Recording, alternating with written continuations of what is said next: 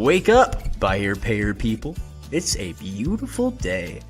Go grab yourself another cup of joe and say hello to Jim and Michelle Rhoads on the Buy Here Pay Here Morning Show. Take it away, you two.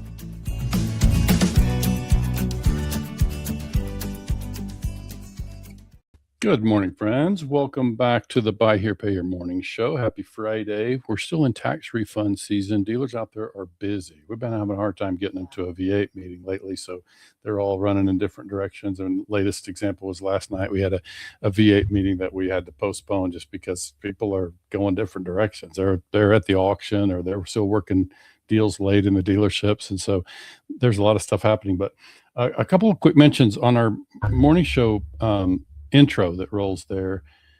First of all, we need to do an update. Michelle's really not involved. It still says with Jim and Michelle Rhoads, and Michelle is here in the studio, but she's not on camera, and some of you know, she's pivoting into kind of new things, and so she won't be involved in the morning podcast as much.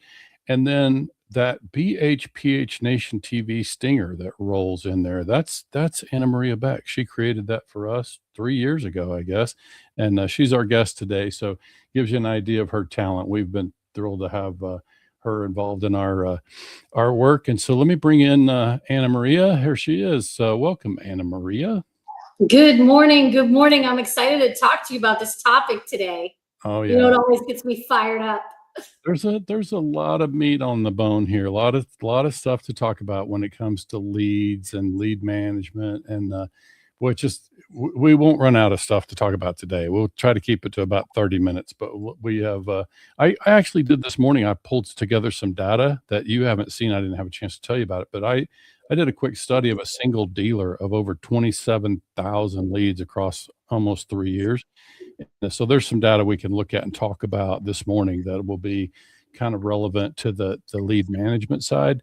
Because our topic is this idea, are we getting junk leads? I mean, you talk to dealers, I talk to dealers who say that, our lead channels are a problem. We're getting, junk leads. There's nobody there. And so while we know that can happen, one thing I can tell you, I did a little bit of research myself yesterday. And one thing, this, Anamaria, but it's like some dealers think there are bots out there. There are, chat bots out there that are going out lead forms on Facebook, and according to ChatGPT, that just really doesn't happen. Like it can happen. It's the technology exists, but certainly where you live in Facebook, it is highly unlikely that you're going to have that situation. So I think we just want to help dealers understand these leads that they're getting that are not performing, they're not responding to a text or a phone call. Let's talk about those. Like, what are you seeing? So we see a lot of leads coming through that, of course, whether it's the dealer generating these leads, whether it's us helping them generate these leads, whether it's specific salesmen that are trying to get out there and saleswomen out there to generate leads. So we see a lot of leads, and we see a lot of platforms from Facebook to TikTok to Instagram.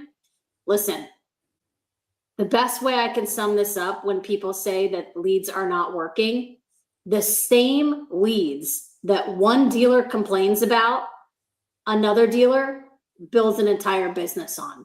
Okay. Yeah. And at the end of the day, marketing is meant to create opportunity and at-bats. And what happens at the dealership after that, it's on them and their team and their processes and their procedures that they have put in place and they've trained on, their objection handling, their speed to lead. The dealership decides what happens next. Yeah. And ultimately, leads are definitely working. We do see that sometimes it is the marketing that's not working so well in the moment. Oftentimes we do see that it is the processes and procedures and the lead handling on the other side. That could just be improved. Yeah. So I got this slide put together. I'll show you in just a minute, because I think it ties to some of the things you're talking about. Speed to lead is a critical one that I think is something that we want to be watchful about. And I think you touched on, sometimes the messaging needs a little tweaking, like the ad itself may not be performing. And so you have the opportunity to analyze that and get in there. But I think what, for today, what I really kind of wanted to focus on is this idea that the ad worked somebody clicked the lead form. There is a lead with a name and phone number, and dealers are not succeeding in closing that. Let me get this thing teed up to share the actual tile together. And let me explain, because I think this will kind of serve as a backdrop for much of what we're going to talk about here. So this is basically I need to do that format a little different. Give me just one moment. So what you're looking at here is an analysis of over 27,000 leads across about a 2.5-year period. So this is a single dealer. Processes would be the same. Software, management of all this stuff would be the same. And that's why I kind of wanted to pick one that has this sort of data behind it. And the thing that I would point out first is that this slide is kind of presented funny, but if you look at that bar on the far right, that says that the number of deals that closed greater than 7 days from the application date, or the lead in most cases, was about 40%. For those not seeing the screen here, catching this on audio later, you would have that. What that says is about 57% apparently closed inside of 7 days. The rest of the leads that did closed at more than 7 days out. Okay. And then that next bucket you can see is going to be greater than 14 days. 30% of them took more than 14 days to close. Mm-hmm. And then 13% took more than 30 days.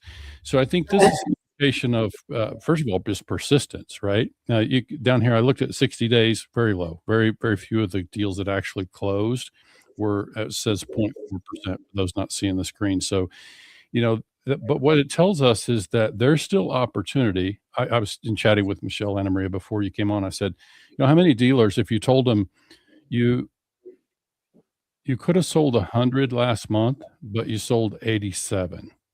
I mean, I think most dealers would say that 13% in that over 30-day bucket is there. Most of us wouldn't be prepared to give up that 13%, right? So Correct. Think about, this is why we have to persistently work those leads, right? And so you touched on the speed to lead. I mean, let's talk about just timing. What do you recommend in terms of if I've got automations, or if I'm picking up the phone and calling them or texting them from a cell phone, whatever the technology is that we're using? Yeah. So big thing there. So speed to lead always. And what do you say when you first get a lead? Most dealerships inside of their, whether it's AI, whether it's autoresponders, whatever it is, or it's an actual salesperson that grabs the lead right away and reaches out by phone or text. First thing is, normally dealers say something to the effect of, hi, this is so-and-so at ABC Motors. Thank you for reaching out, or thank you for your inquiry. I see that you're looking at some of our vehicles. Go to our website, fill out an application. That is like one of the biggest, that's the one we see the most often. And there's a lot of issues with that. For one, everyone is doing that same thing. So I would recommend that you say something, whenever you're talking to leads, it should be relatable and it should be very personable. It should not sound like a chiropractor's office to like the next dealership, or like you're trying to schedule blood work. Like, this stuff needs to be relatable and very personable. So I would say something to the effect of, hey, exclamation mark. So right off the bat, it's very friendly. It's very personable. It may even feel like it's somebody that they already know. So there's a little bit of psychology behind that very simple, hey, exclamation mark. And I would move into, I just got your message. Was that a car, truck, or SUV that you needed? Question mark. Yeah. You always want to try to end with a question every time you talk to a lead. So that's where I would start. The second thing is, I would work on rapport building way more than you ever have before, especially with AI. People do appreciate a human connection. So even if you have AI or autoresponders running in the background, take a look at them, because oftentimes they were set like years and years and years ago, and they sound super generic and no one ever changed them. So I would go back and try to make them sound relatable and have them firing off things like, I just got your message. Was that a car, truck, or SUV that you needed? And that way we're hitting them right off the bat with a question, and it's relatable. So that's where I would start. Good. You mentioned a couple of things there that I want to touch on. Two words that were in what you just said was one was psychology, and another was the human element. So we're talking a lot today about mechanics and processes and the timing, right? And I was thinking as we prepared for this broadcast that I think, Anamaria, I first worked in sales somewhere around 1985. And in 1988, I was writing my own copy and I was a partner in a business, and I was starting to create the ads and whatever marketing went out there was me. And my point in all that is that since then, platforms have changed. The way we communicate has changed a ton, but the psychology, the basic human behavior remains Yeah. the same, right? So a lot of what we're talking about here, we have to remember that the process is the process. We're going to want to make sure we follow that because we can't really measure our success if we're not consistent in our process and have a chance to improve, right, as we go. But that's something that I think we just want to make sure that we've got that kind of human angle in there that you're talking about, because we got to make a connection. At the end of the day, we got to have a reason for them to want to choose us, because as you said, others are doing the same thing. They're probably shopping multiple parties. When the customer's out there looking to buy a car, they're probably shopping multiple parties. So that's the fun part for me is what are we going to do to win this application, win this applicant, right? And have them visit our dealership. So because you're seeing, like, obviously a lot of your work is in Facebook, right? Yes. Yeah. So that means that the customer is finding the ad because for whatever audience metrics you're using to put that ad in front of the person. We should talk a little bit about audience before we wrap up, by the way. But in working through that, it's like when that ad comes in there, they're going to click a lead form typically, right? Yeah, that's a And great way. are you sending them into Messenger some these days, or is everything in kind of? We prefer to send them straight into the CRM, so that way the salespeople can get a hold of it immediately. Okay. And also because there are automations typically inside the dealer CRM that Facebook just doesn't have. So if they go to Messenger, they might not have a 2 and 3 and 4 and 5 and 7 day follow-up. It's just like hit it, you get it, and then there's nothing else after that. Where in the CRM you have it. So I would recommend going into the CRM. Okay, good. And obviously, let me pause for a minute and make sure folks know that you own a business called Digital Attention Online. I think you're visible enough. A lot of people that would be watching our podcast would be familiar with what you do, but I want to make sure they know that you're an advertising specialist. You are able to create ads, and you kind of have a do it for you a business approach, right? You actually create the ads, you place them or distribute them across Facebook with a connection to the dealer's social media, right? That's right. Yeah. So you're able to run these ads. So today we're talking about helping dealers, know how to do this and kind of where the disconnect might be, but I want them to be aware they can hire somebody to run the ads that will have a better chance to produce and create a lead.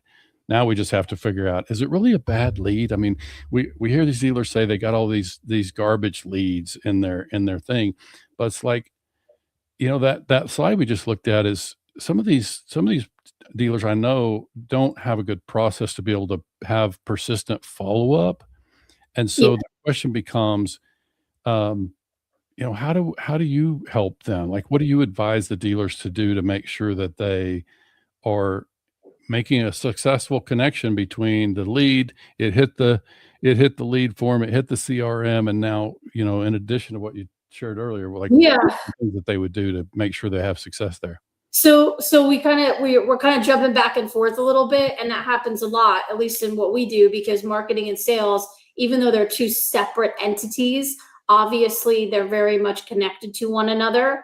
At the end of the day, the marketing is meant to get the attention and create the opportunity, and the dealership decides what happens next. It's like, here's the ball, and now take it, run it past the finish line. And when dealers say, at times, whether, in any capacity, in-house, with another company, when they say things like these leads aren't converting, a lot of times we have found, and this is even before being on this side of the desk. Remember, I was a dealer operator for many, many years. And we found in our own rooftop locations, at 2 of them, all buy here, pay here, that we had a significant lead handling problem. Okay. We had a discipline problem with our sales processes and procedures. For many years, it was just like fly by the seat of your pants. Yeah. Hold on, this is going to be a wild ride. Like whatever happens, happens. And once we start putting some SOPs into place and we had actual structure of a process and a procedure, what happens when a lead comes in? And we started investing in training our sales team. Amen. We noticed an incredible increase in our close rates. So I would say that for us, and now on this side of the desk, I see it often, and I'm not the only one that talks about it, is that it's a lead handling issue. So what do you do about it? Instead of sitting around and saying, hey, my leads are failing me, my leads aren't working. It's, again, remember that dealers are scaling right now on these same leads from these same platforms. And if you don't already know, Facebook is the ultimate platform still by far today, March 20th, 2026 for lead generation. It's not bots that are making your leads not work. It's oftentimes the system. So we can talk about, if you'd like to get into it, some things that you can say, some things that you can do to optimize your leads if you want, or we could go into advertising, whatever. No, I'd say let's go ahead and give them the tips on this, because I think this is the part. And let me, before you do that, I'll give you a little backdrop. That data field that I just showed was 27,000 leads. That deal across that 2.5-year period. By the way, they're using a BDC, human BDC. So they have their marketing is kind of connected to their sales process. And yet the math says across those 27,000 leads, they closed 1.97%.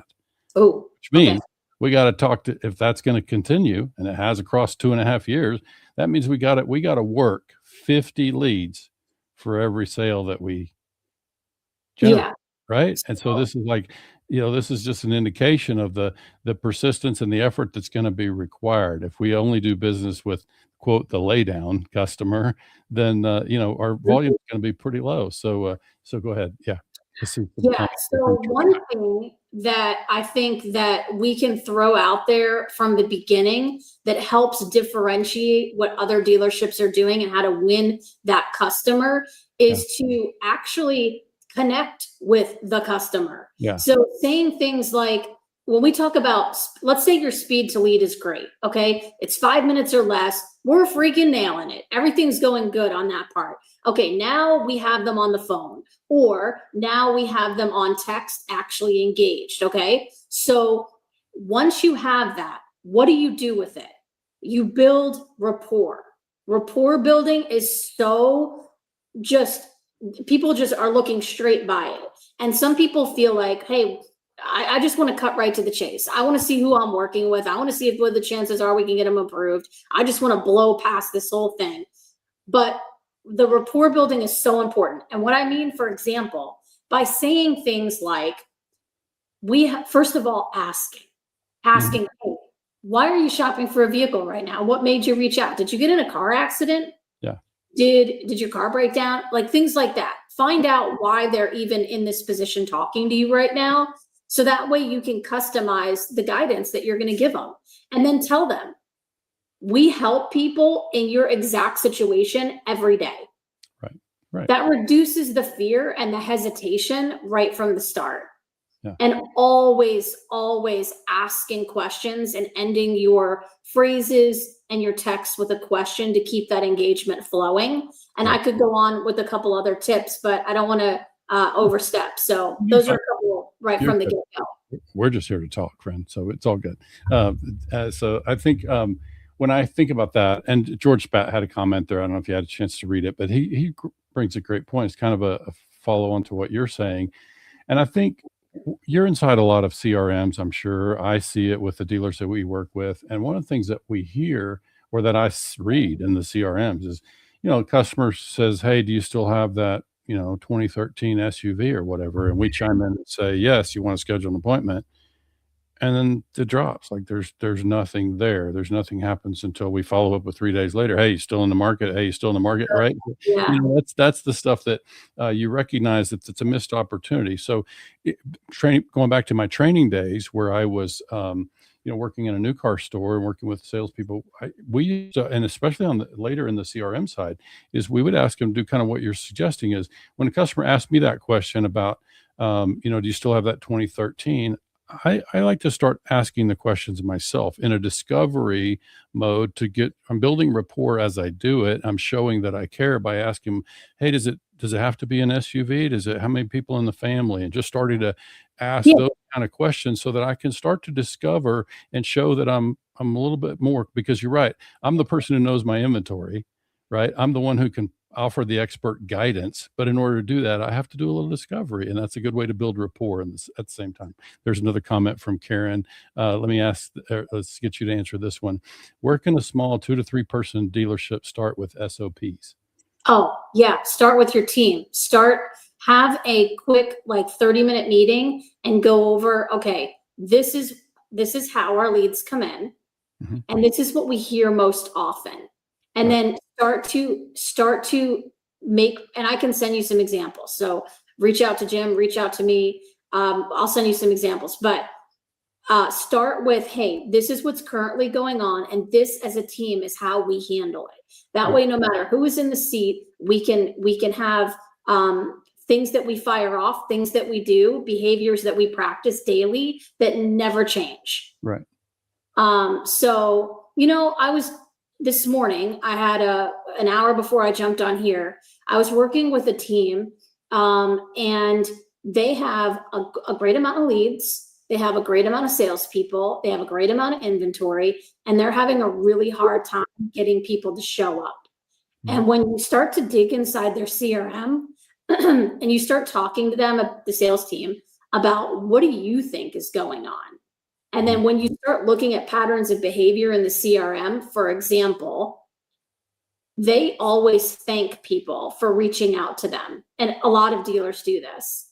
And it completely from the start of the call or the text, it completely has it backwards. Why are you thanking them for reaching out? Are you the one with the problem, or are they the one with the problem? Right from the get-go, you have to be a point of authority.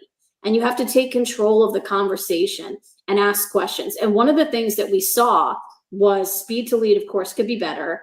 The initial text could be better.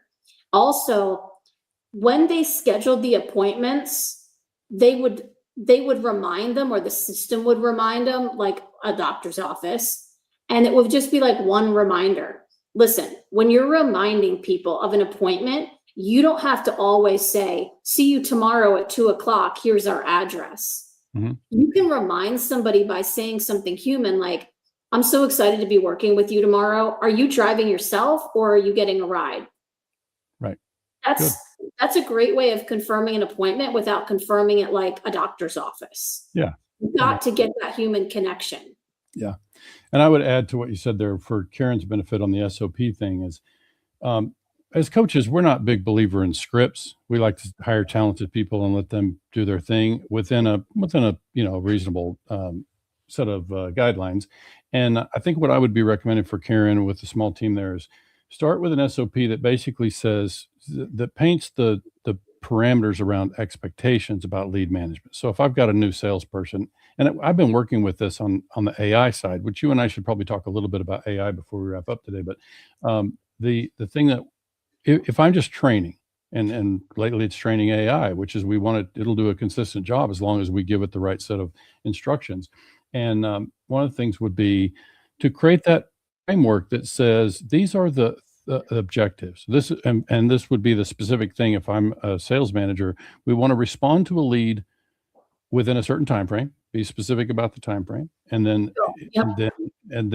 give them a set of 3 objectives to accomplish in that initial conversation. So that would be examples, Karen, of where you could go with SOP to just start simple and build on that. And for dealers who prefer a script, they can ultimately add scripting to what we're talking about in terms of an SOP.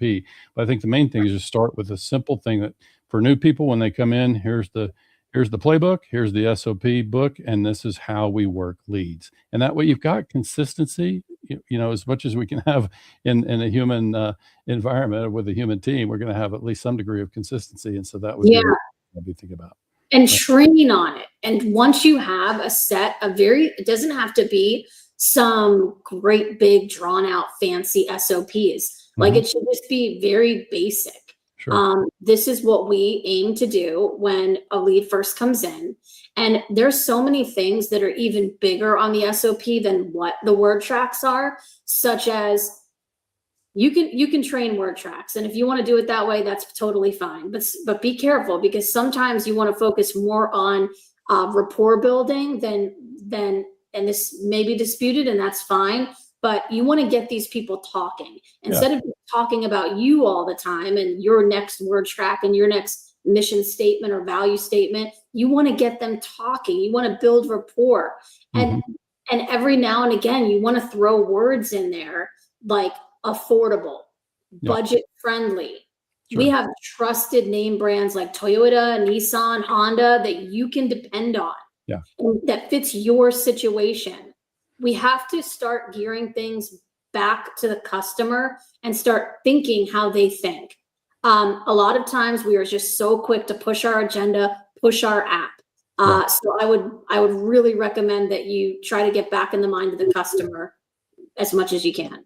Yeah, amen. I can think of at least 3 things we could sell before we start selling a car. One would be to sell the dealership.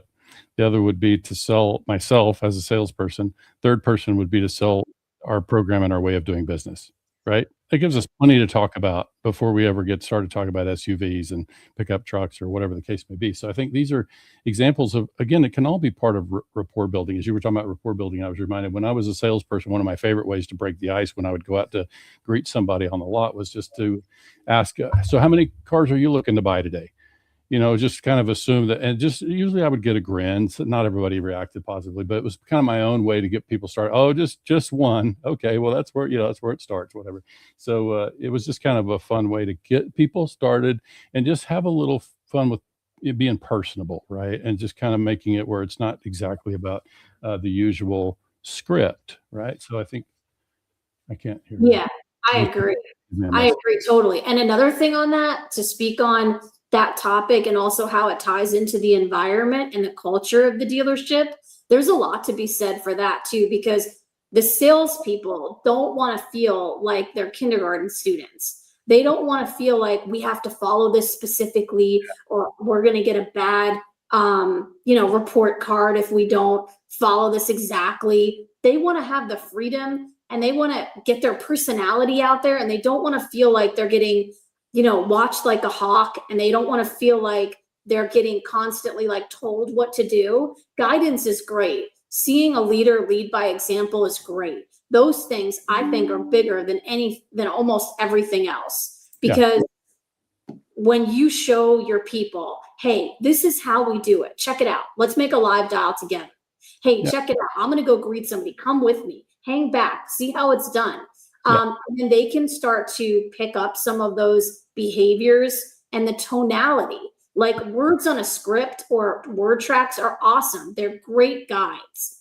But once you start to introduce tonality and inflection in your voice, you can grow and you can scale so quickly with just those little tweaks. Yeah. So just a thought on that. One thing that I saw earlier today, when we had I was looking at the CRM, and we had a bunch of appointments that were set and then they didn't show. And that's a very common thing, as you know. And one thing that I would recommend that we used to use was, if you've got somebody that has, say, a 2:00 appointment and it's 2:15 and they've confirmed, they've set the appointment, blah, blah, blah. You can text them, first try to call them. They don't answer, of course, double dial right back to back, pattern interrupt. And if you don't get anywhere, shoot a text that says, hey, quick yes or no. Should I release some of these vehicles that I had in mind for you, or are you still coming in? Right. Good. That's kind of like a takeaway close. That's maybe an idea that you could try today. Yeah. Good. I like the idea of any kind of personal connection, because going back to the slide that we showed, if 42% or whatever the number is are going to be more than 7 days till they buy, that Mhm. means the first time that I would have had an interaction with them on day one, how many other dealerships would they have come in contact with, either in their Facebook feed or driving Yeah. down the road? It's like they're going to come in contact. So my thing is, it's back to the selling myself. I want them to choose to do business with Jim. Right? Mhm. I want them as a journey, and they come in contact with these other things that come into their awareness. They're going to want to come to do business with me. Why? Well, you can go into all the reasons, but I'm just trying to make sure that I make a connection so that they feel comfortable doing business with me. And now they're more likely to find their way back to my text thread or my voicemail, whatever the case may be. So Agreed. I think, Agreed. They're staying top of mind in their brain. right. Yeah. Not just setting it and forgetting it. And listen, we all know, because we're all consumers, I'm supposed to go shop car insurance. So I start a thread with somebody and then I get busy, right? And then, but a month goes by and I pay my premium where I'm at, but I still want to change car insurance, right? But it's just one day I'm going to sit down and make time to do that. And when I do, I'll have that thread. If I feel good about who I've been interacting with, I'll have that thread and I'll go back and buy. And that's why I thought it was relevant to show, how many people buy it more than 14 days and 30 days. Is like, they're still in the market. Just so we can't write it off as a bad lead just because they didn't respond to us in 36 hours or whatever. I think we gotta keep working them and Yeah. find a connection. Leads get marked lost so Yeah. quickly. They do. Oh, Jim didn't answer. Try it again tomorrow. Oh, that's another thing, by the way. We see it often, and I saw it on the other side of the desk too. We found ourselves in this position where every morning it would be like 9:05. We'd start calling our leads for the day, Yeah. our new leads, our past leads, and then we would just let them go until the next day. Tuesday came, it's 9:05, and we would call them again. And then it finally dawned on me, why are we not getting a hold of some of these people? Well, we just got to work. Yeah. They probably just got to their desk or whatever they do too. Sure. So the frequency and switching up the time frame that we call and just being relentless and aggressive, I couldn't stress it enough. Follow up is so important, and not just the way in which you handle them, because it's the amount of times that you reach out to them too. It's the first and second time might not be it, but the third, the seventh. So don't mark them lost so quickly. Mm-hmm. There's gold in there. I promise you. Yeah, of course. Yeah. So I think that's, you use follow up. I like to add the word follow through. I think we just want to keep the thing going and keep the conversation going. And so we'll find ways to do that. And you mentioned, closing with a question, customer they owe us back an answer, and then we can create ways where we can ask them, you want me to get some information on some of these other SUVs, yes or no? And so it gives me a way to kind of keep the conversation going. And so I think this is part of where the thing breaks down, and this is where a sales manager or a dealer sits at the desk and the salespeople are saying, well, all the leads are junk. They're not responding to us. And that's an easy answer, right? But the reality is, as sales managers, we have to dig in and look at the dialogue and see have we given the customer a reason to talk to us. And of course, some of them will have already bought. We know that's a reality, that We see that too. especially in refund season, right? Money's in fist. They're itching, and so we know they're going to probably make a purchase fairly quickly. But I think there's still, because people are busy, there's still every reason to continue to follow up and keep in contact, and like I said, give the customer reason to talk to us. But let me ask you quickly before we wrap up, your thoughts on what you're seeing with AI. Are you seeing people be able to use AI successfully on the BDC side? Yeah, we are seeing a real variety of the way AI is being used. It's kind of interesting because a lot of the time people are saying the phrase AI, but really what they're talking about is just a simple autoresponder. Yeah. So AI, as a language model, I think has a way to go, as far as actually taking information and having an actual conversation. Right. We do see that dealers are finding that a lot of people are hopping off because they appear frustrated because it's just not there yet in a conversational format. Right. However, if you want to throw the word AI out as autoresponders and as tools, they're very, very, very, very helpful, as long as they are set up to be like a human. Yeah. What I mean by that, instead of saying thank you for reaching out, it says, hey, was that a car, truck, or SUV you needed? It sounds like a person did that, not AI. So that's just a very quick, like shallow, quick 2 cents on what I think. Yeah, we're working a lot with the AI personas, I'll call it. So that can include voice or text. So we're aimed at that. We see that they will be capable of having, and we just have to paint guardrails, right? They'll be capable of having useful conversations within a certain framework. And so that's kind of where our work has been. And I just can see that it's part of where we're going. I think we just want to make sure that it kind of represents the approach to business that obviously you're hearing me recommend in terms of, how to handle customers and what not to say. And that's right? awesome because you're working on it and others are working on it in our space, in our industry, and it's got a long way to go and it's got a lot of promise. So that's exciting. That's exciting. Yeah. I have to ask you, did you want to, because I don't want to feel like we put all of the talk on the salespeople, because sometimes it is a marketing issue. Do you want to save that for another time, or you want to talk organic, paid, and whatever? Well, I'm happy to do a part 2. I think we can come back and dig into that a little bit deeper. And I'll also tell everybody that Anamaria has joined or agreed to come and join me from time to time as a co-host, in which case we may not be talking marketing on those days when she appears as a kind of a guest host with us. So that's part of what we're doing, is inviting people to come and guest host. And so we'll do that as well. But let's just plan to bring you back for another conversation on that other side, so we can talk in more depth about the marketing analysis. And so let's do that. But yeah, I appreciate you making time, having you come guest host with me from time to time. So you're getting all settled in. Some know that Anamaria has relocated, and so she's in the process of setting up a new home, and glad you were able to make time today to join us over here. Yeah, this is always a good time with you. I love doing these. I get so nervous. Yeah, well, it's the live part. We got used to the live part because we used to making mistakes publicly, right? So it's like, you just used to having the conversations live, and it's real, and so it's part of what we do. But it's not perfect when we do it live. It's certainly far from perfect, but we're kind of used to it. But thanks again for joining us. We'll let you get back to your work over there, and we'll see you back in here in a few weeks. Okay, sounds good. Thank you. Talk soon. So always great to hear from her. She lives deep in the side of all of those things, the Facebook world and lead generation, and she's clearly got a gift for graphic design and attention getting, which is obviously the name of her company. And so you can find her at Digital Attention online. So check her out. You need something more. People commented on the thread that when this podcast went out that they had a lot of success with her. In fact, it helped expose some of their own challenges in lead management, because the leads that she produced were pretty substantial. So she can definitely help in that way. So again, thanks to Anamaria, and thanks to you guys for tuning in. We'll see you back here on the morning show one day soon.